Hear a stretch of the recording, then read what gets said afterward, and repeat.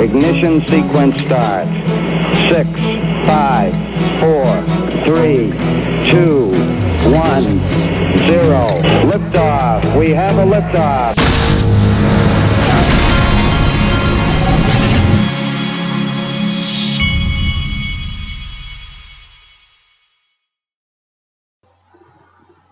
Hey everybody, this is the Digital Asset Investor. I'm talking a little bit more quietly today because I've got my son is asleep in the bedroom because it's the holiday. So I was going to keep it down a little bit lower, but I did want to let you know I do have my cinnamon in my coffee, and I have a piece of pecan pie right here that I am about to eat as soon as I finish telling you what I need to tell you. The first thing I wanted to show you, now this is some pretty cool stuff here. This was a tweet from Anthony Pompliano, and he says the similarities between the early internet days and crypto are hard to ignore. And he points you to an article. This is an article from the New York Times back August 12th, 1994. And it's attention shoppers, the internet is open. And this kind of flashed back and reminded me of something. And I want to share it with you because it's so important and parallel to some of the things that are being used to scare people away from crypto right now. This will be very familiar to you once I show you what we're talking about here. Okay, but first from this article, I wanted to read you the beginning of it. It says at noon yesterday, Phil Brandenburger of Philadelphia went shopping for a compact audio disc, paid for it with his credit card, and made history. Moments later, the champagne corks were popping in a small two-story frame house in Nassau, New Hampshire. There, a team of young cyberspace entrepreneurs celebrated what was apparently the first retail transaction on the internet using a readily available version of powerful data encryption software designed to guarantee privacy.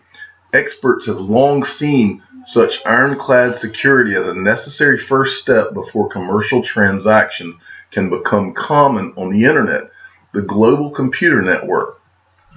So what the point of this article is that back when the internet was first coming about, what the problem that they had was in getting transactions to happen over the internet, they needed encryption software that would be solid enough so that people were going around saying, "Oh, it's not safe to put using your Visa to do things over the internet. That's not safe." And it came down to encryption software. And when you're hearing this, I compare the encryption software problem they had to what you hear now with custody solutions now. And so we're right there at that place. I want to read one more part. He put this in his tweet. This is the other part I wanted you to see, because then the point I'm making will come full circle. The widespread adoption of standard data encryption tools cannot come too quickly for many internet entrepreneurs who hope to foster new levels of commerce on the rapidly growing network. Does any of this sound familiar? Alarmed by increasing reports of security breaches on the internet, many people and businesses are reluctant to transmit sensitive information, including credit cards, numbers, sales information, or private electronic mail messages on the network. But the use of and listen closely, people, but the use of standard data encryption software, which scrambles messages so they can be read only by someone with the proper software key, has been hindered by a combination of government regulations and software patent disputes.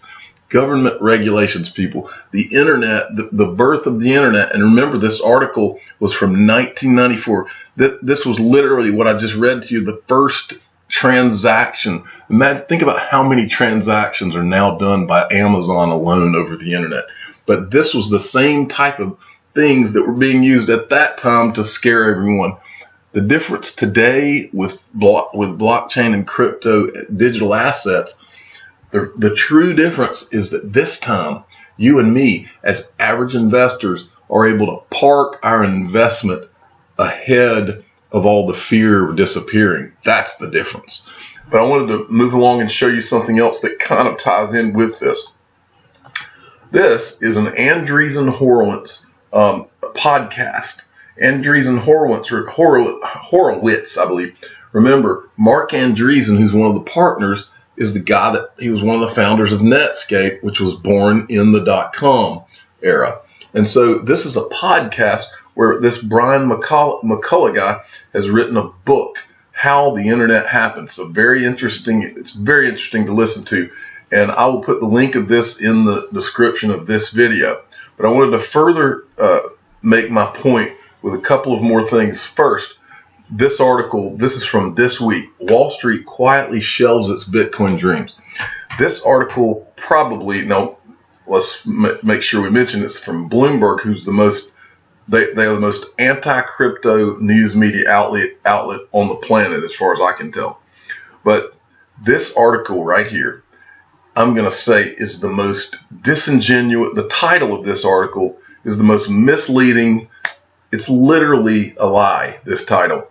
And the reason I say that, I read through this article, and it's the craziest thing. Because if you read this, they very clearly tell you that the plans have just been shelved. Well, it's a lie.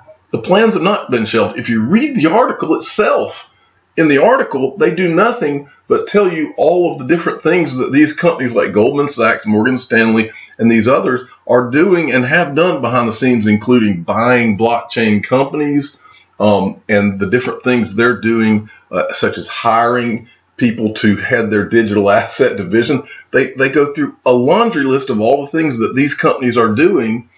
And so when you get finished reading the article, you're kind of scratching your head going, why'd you title it that? Because what you should have titled is Wall Street is making sure that they are dotting all their I's before they open for business, but they're all getting ready behind the scenes. These people ought to be ashamed of themselves. And this person ought to be fired. Alistair Marsh, this is just a complete falsity. These people are shameful. So anyway, I thought that was important to point out, because it ties in with all of this. They are literally trying to put fear into people with this stuff, because they know that this is what's really happening. SEC agenda, regulatory body prioritized crypto in 2019. This is straight from the SEC. I think we talked about it earlier this week. Our 2019 exam priorities will focus on digital assets, cybersecurity, and matters of importance to Main Street. And so I'll make this as my final point to you all. When you're able to invest, when everybody is scared, you can't buy things over the internet. The encryption is dangerous because you can't give people your Visa. Somebody could steal your Visa numbers if you do business over the internet. Well, where are we now versus then, people? The people who had a chance to man up and put their big boy pants on and put their money on the line, the people that had that chance in 1994 internet, think about the ones that were able to bet on Amazon during that time. But the real money was able to be made because they had the guts to make that bet at that time, while those people were all putting out those fear things. And I've said it in the past, in a different way, that comfort is the enemy of returns. I think Mark Yusko is from Morgan Creek Capital. I had read something where he said that, and it's 1,000% right. If you were comfortable right now watching the crypto market and with all of the uncertainties, regulation, and all of that, if you were comfortable with your investment right now, you wouldn't stand to make any returns at all. It's that uncomfort that puts you in a place to make tons of returns. And that's why the digital asset investor is here. And I am the digital asset investor. I'm not an investment advisor. This is for entertainment purposes only. Please subscribe and tell your friends and family that the digital asset investor is uncomfortable, and it has to be that way to make the kind of returns that I want to make. Thanks for listening.